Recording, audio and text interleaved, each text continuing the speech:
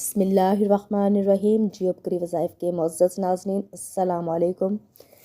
अल्लाह ताला के इस प्यारे नाम या गनियों की वीडियो को लाज़मी लाइक करें, जियो बकरी वज़ाइफ को लाज़मी सब्सक्राइब करें। आज का जो अमल है अल्लाह ताला के प्यारे नाम या गनियों का अमल है जो आपने करना है। नमाज़ फ़जर के फ़ौरन बाद आपने इसकी एक तस्बीह पढ़नी है। इंशाअल्लाह ताला इस अमल की बरकत से अल्लाह पाक आपके रिज़्क़ की तंगी दूर कर देंगे, गैब से आपके लिए असबाब पैदा करेंगे।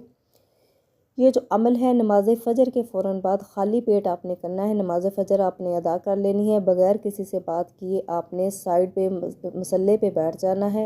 आपने या गनियों की एक तस्बीह करनी है। अव्वल आखिर आपने 11-11 दफ़ा दुरूद इब्राहिमी पढ़ना है।